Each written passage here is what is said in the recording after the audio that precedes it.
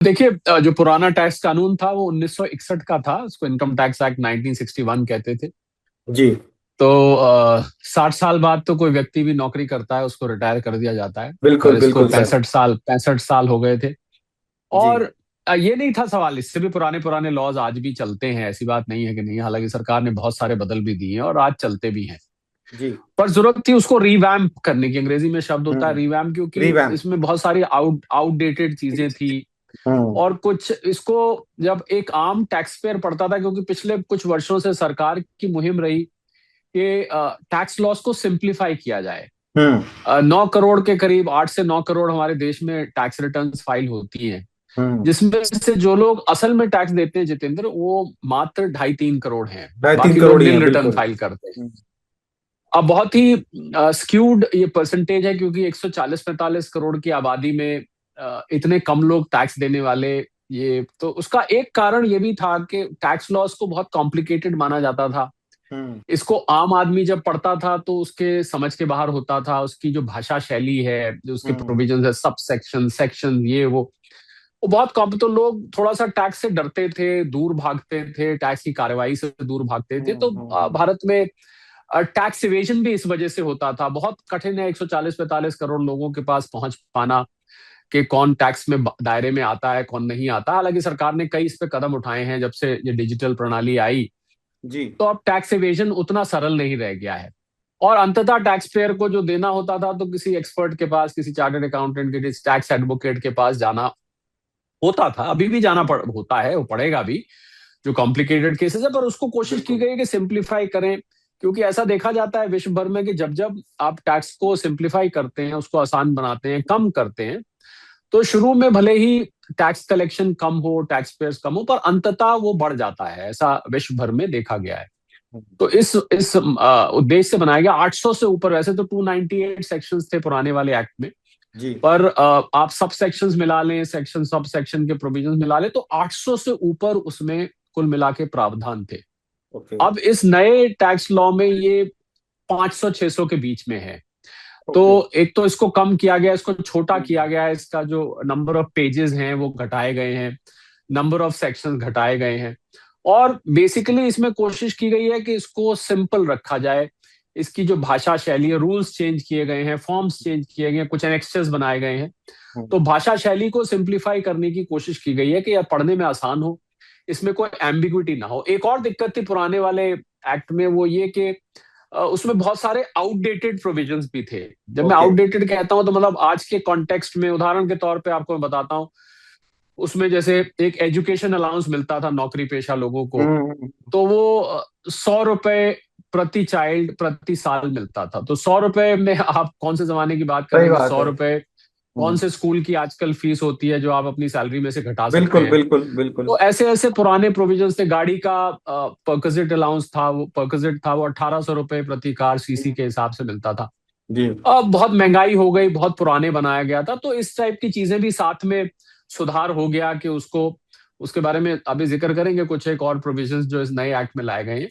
जी। पर इसमें मूल मुद्दा समझने वाला यह है कि जो इनकम टैक्स एक्ट पहले था और ये था, जो मैंने आपको बात बताई, जी। जी। वही एक नया उसको जामा पहनाया जा रहा है, एक नया उसको कपड़े हम्म। पहनाए जा रहे हैं, जो कि सिंपल है, बहुत कॉम्प्लिकेटेड नहीं है। हम्म। पर बेसिकली जो टैक्सेशन सिस्टम है, कंफ्यूज हो रहे हैं कि भाई अब टैक्स क्या कोई नए तरीके से लगेगा। बिल्कुल, मैं उसी पे आने वाला था क्या। बेसिकली मैं इसी पे आने वाला था सर, क्योंकि लोगों के मन में संशय रहता है कि जो हम टैक्स भरते हैं, क्या उसमें कुछ बदलाव आ रहे हैं, या उनमें कुछ और नई कठिनाइयां हमको देखने में मिलेगी। क्योंकि जो कॉमन मैन है सर, वो ये इतने टैक्स के अंदर नहीं आता है, उस पूरे कानून के अंदर नहीं आएगा। उसको सिर्फ अपना मतलब होता है कि भाई हमें क्या फायदा हो रहा है। सर, इस कानून से जी, जो अब नए टैक्स पेयर हैं जुड़ेंगे, या जो पुराने टैक्स पेयर हैं जो लंबे अरसे से जुड़े हुए हैं, उनको क्या बेनिफिट होने जा रहा है, नुकसान है या फायदा है सर।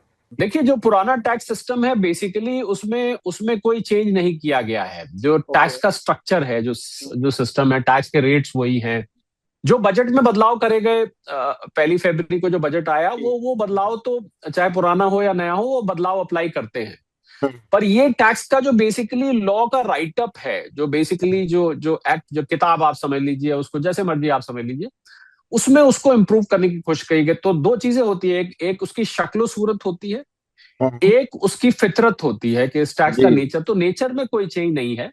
ओके। उसकी जो शक्लो सूरत है वो बदली गई है, वो बदली क्योंकि गई है। बहुत पुराना हो गया था, आउटडेटेड हो हम्म। गया था बहुत ज्यादा। उसमें इतने बदलाव होते रहते हैं टैक्स में कि वो सब सेक्शन सेक्शन हम्म। प्रोवाइजो ये वो करते करते वो इतना लंबा हो गया था, हम्म। और पढ़ने में इतना ज्यादा वो कॉम्प्लिकेट हो गया था कि उसको सिंप्लीफाई करने की जरूरत थी। तो ये 2025 कहलाता है इनकम टैक्स एक्ट। तो पहला वाला कहलाता था इनकम टैक्स एक्ट 1961। तो ये सिक्सटी इसमें वन बदलाव करे गए हैं। हम्म। और एक और बड़ा बदलाव हुआ है कि उसमें आपको याद होगा previous year, yes. Assessment year, assessment year. ऐसे होता था कि उसमें प्रीवियस ईयर उलझे बोला रहते थे सर जाता कहीं था ना जिस कहीं। साल की आप बात कर रहे हैं। हम्म। असेसमेंट ईयर बोला जाता था जो अगला साल होता था जिस साल में असेसमेंट होती थी। उसको हटा के अब खाली एक टैक्स ईयर कर दिया टैक्स गया है। शेयर कर दिया तो गया कोशिश है। करी गई है कि इसको इसको आम आदमी अगर खुद भी टैक्स को समझना चाहता है बिना किसी एक्सपर्ट के पास जाए, तो वो खुद कोशिश कर सकता है उसको समझने की। अब उसको जरूरी नहीं है कि किसी सीए के पास, किसी किसी एडवोकेट के पास जाना पड़ेगा। अगर वो थोड़ा सा भी उसमें अपने आप को अप्लाई करता है, तो वो तो सेक्शंस नए बन गए हैं। उदाहरण बिल्कुल। देता हूं मैं आपको, एक सेक्शन बड़ा मशहूर नौकरी पेशा वालों के लिए सेक्शन हुआ करता था ओल्ड जी। रिजीम में। Old by the way, gym. Old regime new regime भी एक जैसी है। वो इसमें भी अप्लाई करती है, उसमें भी करती है। जैसे एटीसी होता था, बड़ा मशहूर सेक्शन होता बिल्कुल था। बिल्कुल सर। उसमें आपको 1.5 लाख रुपए तक की insurance premium, NSCs, hmm. Equity linked saving schemes, PPF, PF, ये सब चीजें आपको मिला करती थी। अब उस सेक्शन वो 80 फैमिली पूरी चैप्टर 6 ए के अंतर्गत वो पूरी सेक्शन 80D, 80E, 80DDV, बहुत सारे 80TTA, 80TTV, ये सारे सेक्शन, सबसे मशहूर 80C है इसलिए मैंने उदाहरण के तौर पे बिल्कुल दिया। तो अब बिल्कुल। 80C का नंबर अब अगले न्यू एक्ट में 123 हुआ करेगा, सेक्शन ओके। 123। तो जो लोगों के मुंह पर चढ़े हुए थे सेक्शन, टैक्स पेयर्स के मुंह पर चढ़े हुए थे, हम्म। टैक्स प्रैक्टिशनर्स के मुंह पे चढ़े हुए थे सेक्शन, बहुत मशहूर जो सेक्शन थे, तो उन बिल्कुल। लोगों को अब तैयार हो जाना चाहिए। जैसे भारतीय न्याय संहिता में आपको याद होगा हुआ था जब इंडियन पेनल कोड को हटा के भारतीय न्याय संहिता कुछ समय पहले लाया गया था। जी तो जी। कुछ कई बार क्या होता है, कुछ सेक्शंस ही अपने आप में आइकॉनिक बन जाते हैं। उदाहरण के तौर पर एक सेक्शन 420 हुआ करता था आईपीसी में, बिल्कुल पिक्चरें बिल्कुल। बनने लगी थी, चाची 420, श्री यस। 420। तो वो बिल्कुल। सेक्शन इतना मशहूर हो जाता है, तो थोड़ा सा वो दिक्कत आती है लोगों को कि आप हम्म। इतने समय से एक सेक्शन के नाम से एक प्रोविजन को जानते हैं, तो हम्म। सेक्शन कई दफे ज्यादा महत्वपूर्ण हो जाता है, मुंह पे चढ़ जाता है। वो बिल्कुल। एक थोड़ा सा मुझे लग रहा है समय लगेगा समय लगेगा। टैक्स प्रैक्टिशनर्स को भी और टैक्स पेयर्स हम्म। को भी उसमें एडजस्ट करने में। बट अल्टीमेटली अल्टीमेटली ये आपको धीरे धीरे इसकी आदत हो जाएगी। अच्छी आदत हो बात यह है जाएगी। कि एक नया नया नवेला इनकम टैक्स एक्ट आ रहा है जो कि हम्म। आसान है।